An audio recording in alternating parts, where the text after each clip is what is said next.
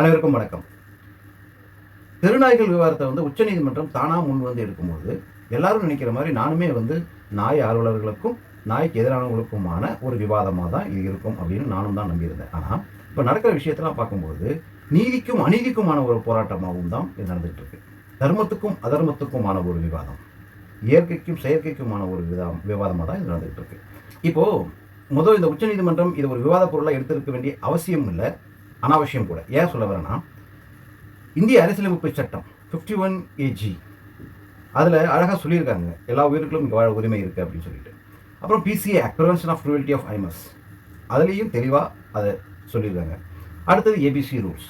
இது எல்லாமே அறிவுபூர்வமாக ஆராய்ச்சியில் உட்பட்டு ஒரு விஷயத்தை ஆல்ரெடி சட்டத்துக்கு உட்பட்டு ஒரு விஷயத்தை தெளிவாக எழுதப்பட்ட ஒரு விதி இருக்குது. அப்படி இருக்கும்போது இப்போ மறுபடியும் இதை எடுத்து ஆராய்ச்சி பண்ணி விவாதிக்க வேண்டிய அவசியம் என்னன்ற கேள்வி வருது. உச்சநீதிமன்ற நீதிபதி சில கருத்துக்கள்லாம் சொல்லியிருக்காரு. பார்த்தீங்களா, வெறும் கருத்து மட்டும் தான் சொல்லியிருக்காரு, தீர்ப்பாக சொல்லலை.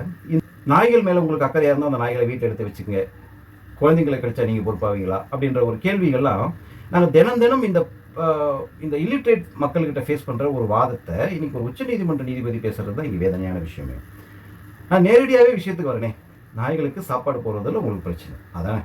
இங்கே கண்டினியூஸாக ஃபீடர்ஸை ரெஸ்ட்ரிக்ட் பண்ணும்போது சோறு இல்லாமல் அந்த நாய்கள் சாவணும், பட்டினியில் சாவணும். இதானே சார், இதை தானே சார் சுற்றி வளைச்சி பேசிகிட்டு இருக்கீங்க? எவ்வளோ கொடுமைல. ஒரு உச்சநீதிமன்ற நீதிபதிக்கு இது ஒரு குரூவல்ட்டின்னு தெரியாதா? குரூவல்ட்டி நீங்கள் பண்ணலையா? அப்புறம் எப்படி நீங்கள் இதை இன்சிஸ்ட் பண்ணுறீங்க? வந்தனா ஜெயின் ஒரு அழகான ஒரு வாதத்தை அவங்க முன்வைத்தாங்க. அந்த வாதத்தில் அவங்க சொல்லியிருக்காங்க, அவங்களோட எக்ஸ்பீரியன்ஸில் அவங்களோட ரிசர்ச்சில் அவங்க ஒரு விஷயத்த சொல்கிறாங்க. இன்னைய வரையுமே டாக் பாப்புலேஷன் என்னன்னு தெரியாது. டாக் பாப்புலேஷன் என்னன்னு தெரியாமல் எப்படி ஷெல்டர் நீங்கள் கட்ட முடியும்? ஷெல்டர் இருந்தால் தானே நம்ம ABC பண்ண முடியும். ஒரு ABC பண்ணணும்னா இன்றைக்கி கவர்மெண்ட்டுக்கு நம்ம ஃபோன் பண்ணி கேட்டால், எந்த நம்பருக்கு ஃபோன் பண்ணி கேட்டாலும் ABC பண்ணுறதுக்கு யாரும் முன் வரவே இல்லை. இதுதான் இப்போதைக்கு ABCயோட நிலைமை. இதை இன்சிஸ்ட் பண்ண வேண்டிய சுப்ரீம் கோர்ட்டு இதை இன்சிஸ்ட் பண்ணலை, அதை தான் நீங்கள் இன்சிஸ்ட் பண்ணியிருக்கணும். அப்புறம் இன்னொரு அழகான ஒரு தரமான ஒரு கேள்வி அவங்க கேட்டிருந்தாங்க. நாய்கள் மேலே அக்கறை கொண்டு அந்த நாயை கேர் பண்ணிக்கிற எங்களை நாய் கடிக்கிறதே கிடையாது. அவங்க சொல்கிறது என்னென்னா, சோறு தால், அதாவது சாதம் குழம்பு, ரெண்டு மாதிரி தான் நம்ம ஒரு விஷயத்தை கொண்டு போகணும். ABC ப்ளஸ் கம்பேஷன், அதாவது உணவிடுறது. ABC இருக்கணும், அதே நேரத்தில் கம்பேஷன் இருக்கணும். இது ரெண்டுமே இருந்தால் தான் நாம் அதை ஃபுல்ஃபில் ஆக முடியும்னு ரொம்ப அழகாக தெளிவாக 7ஆம் தேதியே சொல்லியிருக்காங்க. அதை விட நம்ம டெல்லி முதலமைச்சர் ரேகா குப்தா அவங்க ஒரு விஷயத்த சொன்னாங்க, எத்தனை பேர் நோட் பண்ணிங்கன்னு தெரியல.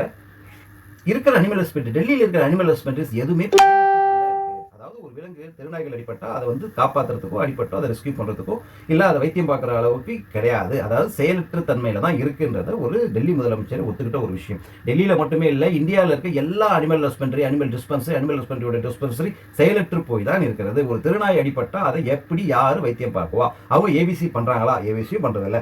இதை கேட்க வேண்டிய உச்சநீதிமன்றம் இதை கேட்கல, இதையும் கேட்கல.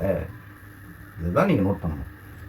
உச்சநீதிமன்றத்தில் வழக்கறிஞர் சுக்லான்றவங்க ஒரு அருமையான வாதத்தை வச்சாங்க. அதாவது இந்தியாவில் கிட்டத்தட்ட 7 மில்லியன் குழந்தைகள் தெருவில் அனாதையாக வாழ்கிறார்கள். அவர்களுக்கு இந்த தெருநாய்கள் தான் பாதுகாப்பு அப்படின்றத சொல்லியிருக்காங்க. அந்த தெருநாய்கள் தான் அந்த அனாதை குழந்தைகளை திருட்டு இருந்தோ, பல பாலியல் தொலையில் இருந்தோ, மற்ற எல்லா விஷயத்துக்கும் அந்த தெருநாய்கள் தான் இந்த அனாதை குழந்தைகளுக்கு பாதுகாப்பு அப்படின்றத புள்ளிவிவரத்தோட சொல்லியிருக்காங்க. அதாவது என்ன சொல்ல வராங்க அப்படின்னு என் புரிதலுக்கு நான் எடுத்துக்கிறேன்னா, இவ்வளோ குழந்தைகள் தெருவில் வாழ்ந்துட்டு இருக்கு, அதை பற்றிலாம் நீ விவாதத்தை எடுத்துக்கல. தானா முன் இந்த பாலியல் கொஞ்சம் சிறுமிகள்லாம், இந்த சிறுவர்கள்லாம், அனாதை சிறுவர்கள்லாம் பாலியல் துன்புறுத்தலுக்கும் பல வன்முறைகளுக்கும் உள்ளாக்கப்படுகிறார்கள், அதை பற்றிலாம் நீ விவாதத்தை எடுத்துக்கல.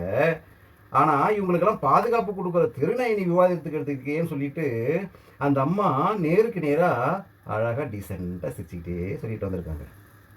உச்சநீதிமன்ற நீதிபதி கிட்ட வாழைப்பழத்தில் ஊசி ஏற்றுற மாதிரி சொல்லியிருக்காங்க. இது எவ்வளோ பெரிய கேவலமான விஷயம். இதெல்லாம் நடந்ததுக்கு அப்புறமும் தான் சாரு, இந்த தெருநாய்கள் உணவளிப்பவர்கள் உங்களுக்கு அவ்வளோ கருணையாக இருந்திருந்தால் நீங்கள் உங்கள் வீட்டில் எடுத்து வச்சுக்க வேண்டியதானே அப்படின்னு ஒரு கேள்வி கேட்குறாரு. நானும் கேட்குறேன், இங்கே பாண்டிச்சேரியில் ஒரு கால்நடை மருத்துவர் திருநங்கை அவங்க பல கைவிடப்பட்ட நாய்கள், நிரந்தர ஊனமுற்ற, அதாவது disabled animals, abandoned dogs, abandoned animals, இப்படின்னு ஒரு 150 நாய்களை வச்சுருக்காங்க. அவங்கள போய் இந்த முனிசிபாலிட்டி அத்தாரிட்டி கூட்டிகிட்டே இருக்காங்க. எப்படி நீங்கள் வச்சுக்கலாம், என்ன ப்ரோட்டோக்கால், யார்கிட்ட பெர்மிஷன் வாங்கினீங்க, இப்படி இது பண்ணுறாங்க. இந்த விலங்குகளை வச்சு தொழில் பண்ணுறாங்க பாருங்க, இவங்களாம் விட்டாங்க. அதை வச்சு காசு பறிக்கிறாங்க பாருங்க, இனப்பெருக்கம் பண்ணி இவனெல்லாம் எவனும் நோண்டலை. ஏன்னா முனிசிபாலிட்டி பக்கத்திலேயே ஒரு இனப்பெருக்கம் பண்ணிட்டு இருக்கான், அதை கண்டிக்கிறதே இல்லை. பாவம்னு பார்த்து இறக்க குணத்தோட செய்கிறாங்க பார்த்தீங்களா, அவங்களுக்கு நோட்டீஸ் மேலே நோட்டீஸ், வாய்தா மேலே வாய்தா, வாய்தா மேலே வாய்தா, எச்சரிக்கை இதெல்லாம் கொடுத்துட்டு இருக்காங்க.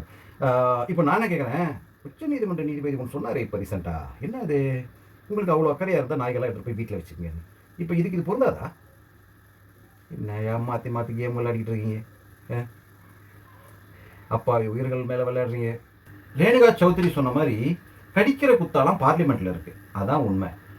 தேசத்தோட ஒரு ஹையர் பவரில் இருக்கிற ஒரு ஜட்ஜு எவ்வளவு கீழ்த்தரமான கேள்விகளை ஒரு சாதாரண இல்லிட்ரேட் மக்கள் கேட்குற மாதிரி ஒரு விவாதத்தெல்லாம் கேட்கும்போது உலக அளவில் இந்த தேசத்தோட கௌரவம் பாதிக்கப்படுகிறது.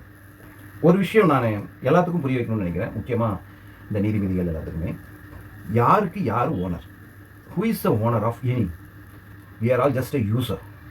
நாம் எல்லாம் யூசர், நாம் எல்லாம் வெறும் பயன்பாட்டாளர்கள் மட்டும்தான். எதுக்கும் யாரும் உரிமையாளர் கிடையாது. இந்த உச்சநீதிமன்ற நீதிபதி அந்த நீதிபதியோட நீதிமன்றத்தோட பவரை யூஸ் பண்ணிக்கிறாங்க, அவ்வளோதான். அவங்க அதை ஓன் பண்ண முடியாது. அந்த சுப்ரீம் கோர்ட்டை அவங்க உபயோகப்படுத்திக்கிறாங்க, அவங்க ஓன் பண்ண முடியாது. பார்லிமெண்ட்டும் சரி, ராஷ்டிரபதி பவனும் சரி, எல்லாமே they can only use it. Nobody is owner for anything. எதுக்கும் யாரும் ஓனர் கிடையாது. உங்கள் வீடுன்னு சொல்கிறீங்க பார்த்தீங்களா, இதையும் நீங்கள் உபயோகப்படுத்த தான் முடியுமே தவிர அதை நீங்கள் ஓன் பண்ண முடியாது. நல்லா சிந்திச்சு பார்த்தீங்கன்னா நான் சொல்கிற கருத்து உங்களுக்கு புரியும். Nobody is owner for anything, everybody is user. இந்த பூமியில 10 கோடி உயிரினங்கள் இருக்கிறதுன்னு கணக்கிடப்பட்டிருக்காங்க. இந்த 10 கோடி உயிரினமும் யூசர். All species have the rights to live in this world. All species have rights to have the food. அதாங்க உண்மை. எல்லா உயிரினத்துக்கும் இங்கே வாழ உரிமை இருக்கு. அதை நீங்கள் மறுக்கிறீங்களா? உச்சநீதிமன்ற நீதிபதிக்கு நான் நேரடியாகவே கேட்கலாம், அதை நீங்கள் மறுக்கிறீங்களா? ஆர்டர் போடுறீங்களா? அதை பற்றி விவாதிப்பீங்களா? ஓப்பனாக சொல்லி பாருங்க.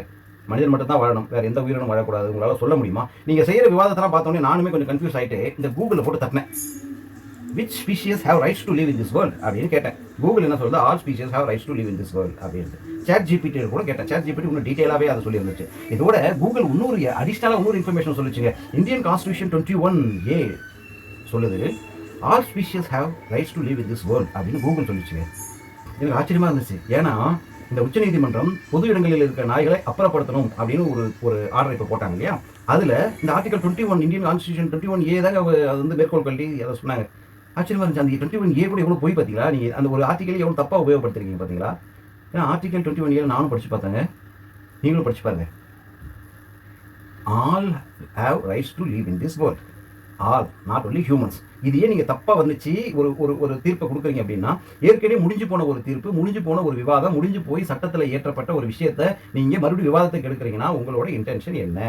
யார் சொல்லி சார் இப்படி செய்றீங்க? இந்த தீர்ப்பு, இந்த ஜட்ஜ்மெண்ட் முடிஞ்சதுக்கப்புறம் உங்கள் ரிட்டையர்மெண்ட்டுக்கு அப்புறம் கண்டிப்பாக உங்களுக்கு ஏதோ ஒரு மாநிலத்தில் ஒரு கவர்னர் போஸ்ட் கிடைக்கும், அதில் மாற்று கருத்து கிடையாது. ஆனால் எல்லாத்துக்கும் மேலே ஒரு சுப்ரீம் பவர் இருக்காங்க இல்லையா, அதோட தீர்ப்பு என்னவா இருக்கும்னு யோசிச்சு பார்த்துருக்கீங்களா? அனைத்து உயிரும் இன்புற்று வாழ்க. ஒரு நாயை, ஒரு உயிரினத்தையோ கொடுமையாக அடிக்கிறவன் கொடுமைக்காரனாக தான் சித்தரிக்கப்படுவான். அதே ஒரு நாயை காப்பாற்றுறவன் ஒரு ஹீரோவாகவும் தான் சித்தரிக்கப்படுவான். இதுதான் நீதி. இன்னுமே உச்சநீதிமன்றம் வந்து இண்டிபெண்டாக தான் செயல்படுது அப்படின்னு நினச்சோன்னா எங்களை விட பைத்தியக்காரர் யாரும் இருக்க மாட்டாங்க. நீங்கள் யார் சொல்லி செய்றீங்க, எதுக்காக செய்றீங்க, இதெல்லாம் எங்களுக்கு தெரியும். உங்களால் மறுக்க முடியல, அதனால தான் இதை போட்டு ஒன்று ஊட்டிக்கிட்டே இருக்கீங்க இந்த வழக்கை. நீங்கள் இவ்வளோ டிலே பண்ணுறதுனால எதுக்கு டிலே பண்ணுறீங்கன்றதும் தெரியும். ஒரு ஆர்டரை போட்டுட்டு இவ்வளோ நாள் நீங்கள் வயதான்னு கொடுத்துட்டு இருக்கும்போது ஹியரிங் சொல்லிட்டு கேம் விளையாடிட்டு இருக்கும்போது நான் அங்கே உண்மையாலுமே நீங்கள் யாருக்கும் ஃபேவர் பண்ணுறதுக்காக தான் இதை செய்கிறீங்கன்றது வெட்ட வெளிச்சமாகவே தெரியுது. ஏன்னா உண்மையாலும் சொல்யூஷன்ஸ் தேடி போகிறவங்க ப்ரீடர்ஸை நீங்கள் இது வரைக்கும் ஒரு வார்த்தை கூட கேள்வியே கேட்கல. ப்ரீட் பண்ணுறாங்க இல்லையா வெளிநாட்டு நாய்களை, அவங்களுக்கு எந்த ரெஸ்ட்ரிக்ஷனும் கொடுக்கல, அவங்களுக்கு ஒரு கேள்வியும் கேட்கல. கவர்மெண்ட் அத்தாரிட்டிஸ் இருக்காங்க இல்லையா, அவங்களையும் எந்த கேள்வியுமே கேட்கல. ஆனால் ஃபீடர்ஸை போய் டச் பண்ணுறீங்க பார்த்தீங்களா, அது ரொம்ப தப்பு, ரொம்ப தப்பு. ஃபீடர்ஸ் யார் தெரியுமா? Feeding is not a profession, feeding is a compassion. Feeders is not a community, it's a matter of humanity. Try to understand that. Feeders should be encouraged, praised, and they are the pride of a nation. யாரோ திருப்திப்படுத்துறதுக்காக இல்லை யாரோட ஆணைக்காக இறங்கி நீங்கள் ஒரு வேலையை செஞ்சுக்கிட்டே இருந்தீங்கன்னா ஒரு கட்டத்தில் எல்லாமே புஷ்ஷனாயிடும், நமக்கு எதிராக வந்து முடிஞ்சிடும், நம்ம கைமீறி ஒரு விஷயம் போயிடும். அதை விலங்குகள் விஷயத்திலும் இயற்கைக்கு விஷயத்திலும் நடந்துக்காதீங்க. இது நாய்களுக்கும் நாய்கள் ஆதரவாளருக்கும் நாய்க்கு எதிரானவருக்குமான போராட்டமாக இல்லை, அதையும் தாண்டி நீதிக்கும் அநீதிக்குமான பிரச்சனையாக போயிட்டுருக்கு. இதோட விளைவு அனைவரையும் பாதிக்கும். அதனால் காலத்தில் வெறும் இந்த இரக்க மனம் உள்ளவர்கள் மட்டும்தான் இறங்கி போராடணும்னு கிடையாது. அதுதாங்க உண்மை. இலக்கிய மனசு இருக்கிறவங்களால இந்த வழிகளை தாங்க முடியலன்றது தாங்க உண்மை. இதை எதிர்க்கிற யாராக இருந்தாலும் நீங்கள் வாழவே தகுதி இல்லாதவங்கன்றது தாங்க யதார்த்த உண்மை. அதை புரிஞ்சுக்க. நம்ம நாட்டு மானத்துக்காக நிற்கிற எல்லாருமே இதற்கு இறங்கி களமாடணும். புரிஞ்சிருக்கும்னு நினைக்கிறேன். நன்றி.